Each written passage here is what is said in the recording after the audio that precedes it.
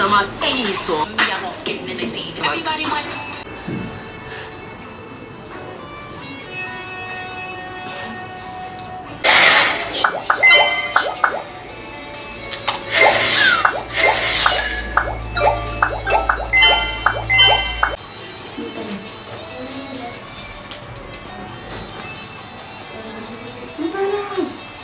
Niye? Niye gitmesin ki?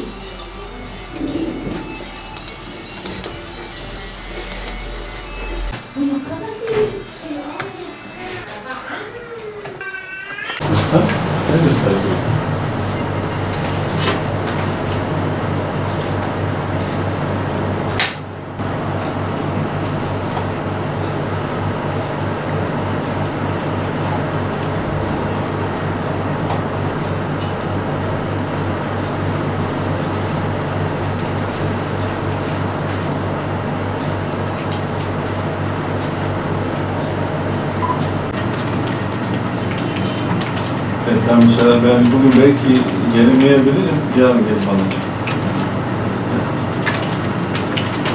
Görüntüler...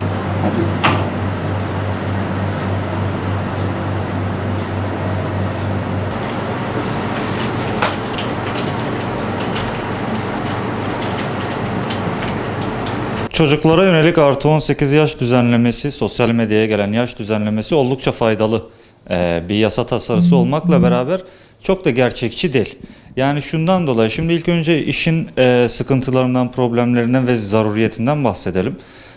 Çocuklarımızın 18 yaşından 15 yaşından küçük çocuklarımızın sosyal medyada vakit geçirmesi oldukça riskli bir durum. Bununla beraber getirdiği sonuçlar da geleceğe yönelik olarak çocukların kimlik kaybı, kişilik problemleri, bağımlılıklarına yol açmakla beraber topluma kazandırmakta da problemler ortaya çıkıyor. Çünkü bu çocuklar küçük yaşlardan itibaren telefonlarla, sosyal medyada, Instagram olur, Twitter olur, yeni adıyla X platformunda, Facebook'ta takılarak aslında olmadıkları bir karaktere bürünüyorlar. Toplumdan uzak, gerçeklikten uzak, belki de yurt dışı etkenlerin, insanların etkisinde kalarak olması gerektiği karakterin dışına çıkıyorlar ve o şekilde yetiştiriliyorlar. Her ne kadar aileler bu konuda biraz daha gevşek davransa da işin gerçek boyutu bu. Geldiğimiz toplumda da maalesef toplumumuzdaki sıkıntıların, problemlerin, gayri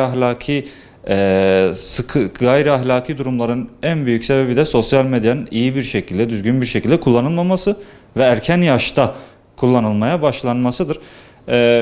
Hükümetin 15 yaş sınırı oldukça değerli, oldukça kıymetli. Fakat bunun önünü nasıl alacaklar? Zaten hali hazırda çoğu platformun 18 yaş üstü sınırı var. Ancak çocuklar 12-13 yaşındaki çocuklar kendi yaşlarını 18 yaşında olarak gösterebiliyorlar. Bunun için ya bir yaptırım uygulanması lazım ya da buna yönelik bir ekstra bir önlem alınması lazım. Aksi halde güzel bir proje olsa bile çok bir faydasını göreceğimizi düşünmüyorum. Aynı zamanda bu yasanın online oyunlara da getirilmesi gerektiğini düşünüyorum. Özellikle Minecraft gibi online oyunlarda da aslında bu yaş grubuna sosyal medyadan çok daha fazla zarar veriyor. Orada çocuklar birbiriyle etkileşim haline gelebiliyor, mahrem konular konuşulabiliyor. Bununla beraber yaşı büyük insanların suistimaline açık hale gelebiliyorlar ve bunlar da oldukça ciddi problemlere neden olabiliyor. Bununla alakalı ciddi bir düzenleme şart.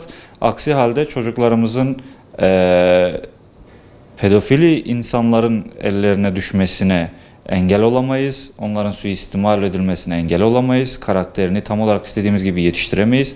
Toplumdan uzak, gerçeklikten uzak, sadece sosyal medyadan yönetilen zombi bir nesil ortaya çıkar ve günümüz ve geleceğimiz bu şekilde mahvolur. Birinci iş düşen ana kesim ebeveynler oluyor. Çocuklarının telefonlarda, sosyal medyada veyahut tabletlerinde, bilgisayarlarında ne yaptıklarını ciddi bir şekilde takip etmeleri gerekiyor. İyi bir şekilde yetiştirilmeleri gerekiyor.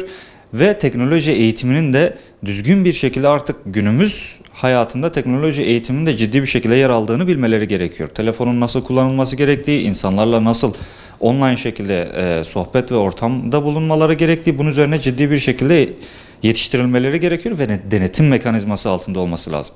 Örneğin günde çocuğumuza 2 saat, 1 saat telefon veriyorsak ne yaptığını sürekli yanımızda kontrol etmemiz lazım. Oyun oynarken yanımızda oynaması lazım. Sosyal medya hesabı varsa yanımızda kullanması lazım. Aksi halde yani benim şahsi önerim belirli bir yaşa kadar akıllı telefon dahi verilmemesi gerektiğidir. Bir süre sonra çocuğun o karakteri yavaş yavaş oturmaya başladığında, bilinci yavaş yavaş oturduğunda artık çocuk kendi başına da en azından bazı şeylerin farkına varabileceğini hissettiğimiz anda bunları yapmalıyız. İşin ana sorumlusu ailelerdir, ebeveynlerdir, anne ve babalardır. Bu noktada da çocuklarına dikkat etmelerini öneriyoruz. Yetkililer bu noktada özellikle sosyal medya platformu sahiplerinin Türkiye'de bir temsilciliklerinin olması zorunluluğuna devam etmeli ve baskılamalıdır. Hala bu temsilciliklerini açmayan firmalar var. Bunlar üzerine biraz baskı uygulaması lazım. Bununla beraber ebeveyn kontrolü uygulamalarının geliştirilerek buralara entegre edilmesi lazım. Bunun ismi artık yasal bilgiler olabilir, parmak izleri olabilir. Bir şekilde ebeveynlerin de izninin olacağı şekilde bunu aktif etmesi lazım. Aksi halde dediğin gibi hani bir şart olarak işte 18 yaşından küçükler atıyorum Instagram'a giremez diye bir yasa getirecekler ki zaten Instagram'ın böyle bir kuralı var fakat maalesef buna uyulmuyor.